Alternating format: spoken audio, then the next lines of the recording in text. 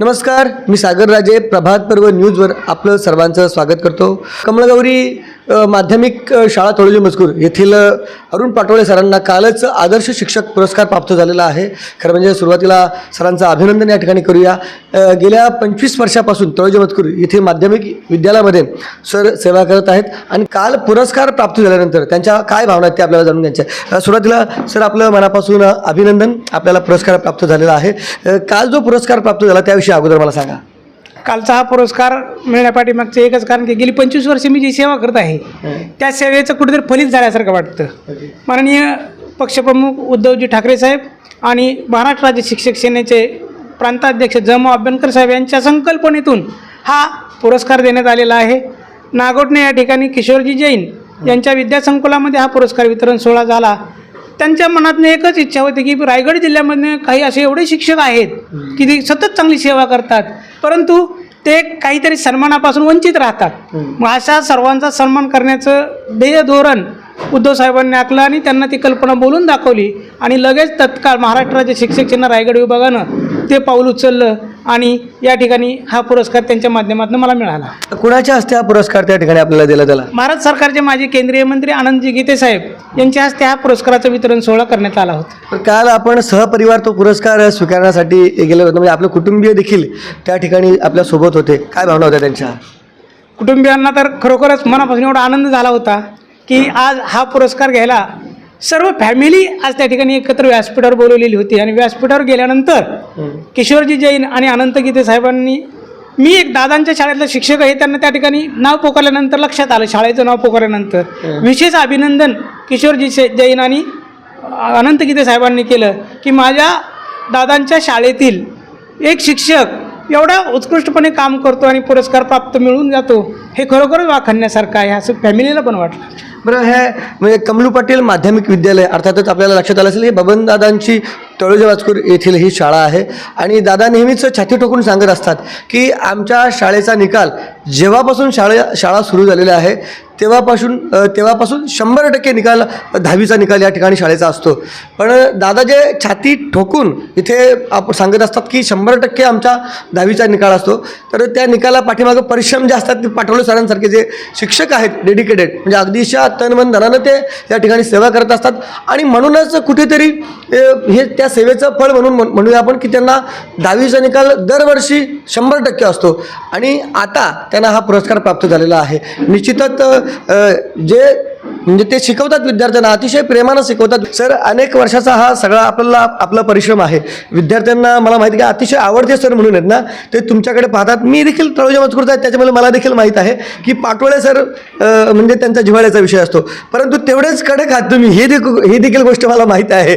कसा काय अनुभव शिक्षण म्हणजे ज्या वेळेला आपण शिकवता तो अनुभव कसा असतो? खरोखरच या पाठीमागं दादांनी मला जे पाठबळ दिलेलं आहे की काही कर पण विद्यार्थी घडला पाहिजे, आणि हे करण्याची संधी मला दादांनी दिलेली सर्वात मोठी संधी. मी माझ्या विद्यार्थ्यांसमवेत जेवढ्या तळमळीनं शिकवतो तेवढ्याच मी मैदानामध्ये त्यांच्यासमोर खेळत असतो. आज तुम्ही पाहत असाल आजूबाजूला या ट्रॉफ्या जे मिळवलेल्या आहेत आम्ही खेळाडच्या स्पर्धेमधून दरवर्षी या पंचक्रोशीत आपल्या शाळेचं नाव आहे. नुसते तेवढ्यातच नाही की शाळेचा निकाल 100% लागणं, खालचा विद्यार्थी जो विद्यार्थी खरोखर शिक्षणापासून वंचित आहे त्याला शिक्षण प्रवाहात आणून त्याच्यासाठी काहीतरी आमूलाग्र बदल करून त्यालाही शिक्षण प्रवाहात कायम ठेवण्याचं काम आम्ही करतो. आणि आमचे विद्यार्थी जेवढ्या त्यांच्यावर मी कडक भावनेने राहतो तेवढ्याच त्यांच्याशी मी प्रेमानं पण वागतो, आणि त्यामुळे ते माझ्या अतिशय जिव्हाळ्याचा विषय बनलेला आणि ते माझ्या अतिशय जवळ असतात सर्व विद्यार्थी माझे. या पंचक्रोशीतील आजपर्यंत पहिला 100% निकाल मी माझ्या शाखेचा लावला. या पंचक्रोशीत कधीच निकाल 100% लागला नव्हता, पण तळोजी मजकूर शाळेचा 100% निकाल लागला. त्यावेळी गावातील पालकांनी खरोखरच माझ्यामध्ये आनंद उत्सव साजरा केला होता. आणि हेच प्रेम गेल्या 25 वर्षात माझ्याकडून जे विद्यार्थी शिकून गेले तेच त्यांची मुलं आज माझ्याकडे शिकायला परत आलेली आहेत. त्या मुलांना अगोदरच माहीत आहे की सरांचा स्वभाव कसा आहे, सर किती मन मिळावं आहेत, कसे आहेत, ते त्यांना सांगायची पुन्हा गरज पडलीच नाही कधी मला. या शाळेतून अनेक विद्यार्थी जे ग्रामीण भागात खरं म्हणजे शिकत असतात त्यांना अतिशय प्रतिकूल परिस्थिती असते.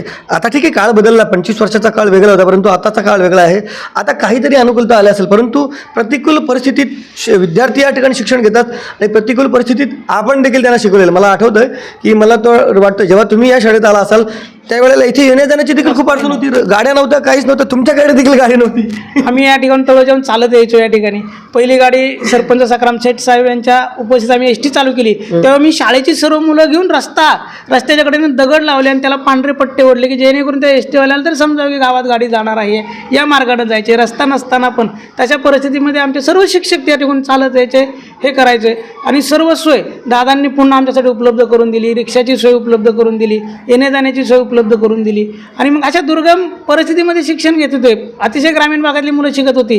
काही करवल्यावर मुलं चालत यायची, काही गोडगावावर मुलं चालत यायची. पावसाळ्याच्या दिवसात तर फार त्रास होत होता. परंतु दादांनी या शाखेत भौतिक सुविधा देण्याचं अतिशय चांगलं काम या ठिकाणी दादांनी केलेलं. ग्रामीण भागातले विद्यार्थी कुठल्याही प्रकारची फी घेत नाहीत, कुठल्याही प्रकारचे त्यांच्याकडून कुठले आपण असे हे घेतलेलं नाही, कुठला चार्ज घेतलेला नाही. त्यामुळे इथं येणारा विद्यार्थी शिकून जाताना खरोखर आनंदानं इथून दहावीतून बाहेर पडतो. आणि त्यांचं एक मन कायमस्वरूपी दादांच्या बाबत कायम राहतं की या ठिकाणी कुठल्याही प्रकारची फी न देता उत्तम दर्जाचं शिक्षण या ठिकाणी आमच्या मुलांना मिळणं. म्हणून पालकांच्या मनामध्ये शाळेबाबत अतिशय चांगली आपुलकी निर्माण झालेली आणि ही आपुलकी आमच्या शिक्षकांनी त्या ठिकाणी निर्माण केलेली आहे. तर शेवट करूया सर, 25 वर्षापूर्वीचा काळ आणि आताचा काळ, खरं म्हणजे नेहमीच एक प्रकारे बोललं जातं की बाबा आताची मुलं आहेत ना ती वेगळी आहेत. 25 वर्षापूर्वीची जी विद्यार्थी होती त्यांची आत्मीयता शिक्षकांप्रती खूप अधिक असायची. आता दिसते मला यांची आत्मीयता असल्या कारणाने तुमच्यासोबत या ठिकाणी दिसतात मला. परंतु काळ बदलला आहे, विद्यार्थी बदलत चाललेले आहे. शेवट काय सांगता येईल तुम्हाला की बाबा विद्यार्थ्यांनी कसं वागलं पाहिजे? पूर्वीच्या काळात आता काय बदल झालेला नक्की आणि आता काय केलं पाहिजे नक्की? खरोखरच ग्रामीण भागातला विद्यार्थी सुसंस्कृत विद्यार्थी म्हणतो आपण. शिक्षकांबाबत त्याच्या मनामध्ये चांगली आस्था असते. परंतु आता बदलत्या काळामध्ये आपल्याकडे आम्हा स्वरूपात पालकांकडे पैसा आलेला आहे. पहिला पैसा नव्हता, मुलांना जाणीव होती आपल्या परिस्थितीची. आज मितीला मात्र तो फरक पडत चाललेला आहे. अनेक प्रकारच्या कंपन्या आजूबाजूला आलेल्या आहेत. काही लोक त्या ठिकाणी काम करून मुलांना शिकवण्याचा प्रयत्न त्यावेळी करत होते ना आताही करतात. पण आज मुलांकडे प्रत्येक मुलाकडे गाडी आलेली आहे, प्रत्येक मुलाकडे मोबाईल आहे, प्रत्येकाच्या घरी रिक्षा आहे. मग मुलं आज त्याच्या थोडे का होईना त्याकडे कललेली आहेत आणि त्यांचा अभ्यासाकडला बदल तिकडे गेलेला आहे. त्यांचा बराचसा वेळ त्यांच्या फिरण्यामध्ये, त्या मोबाईलमध्ये ते व्यस्त असतात. तो वेळ त्यांनी न घालवता आपल्या पंचक्रोशीमध्ये आपल्याला ज्या नोकरीच्या संधी आहेत त्या संधीचं सोनं करून पुन्हा या गोष्टी करायला पाहिजेत असं मला वाटतं. तर काय कमलू पाटील माध्यमिक विद्यालयाचे अरुण पाटोळे सर, ज्यांना कालच आदर्श शिक्षक पुरस्कार प्राप्त झाला, माजी केंद्रीय मंत्री अनंत गीते यांच्या हस्ते त्यांना हा पुरस्कार प्रदान करण्यात आला. पुन्हा एकदा आपण त्यांचं अभिनंदन करूया आणि पुढील वाटचालीसाठी त्यांच्या मनापासून शुभेच्छा देऊया. धन्यवाद.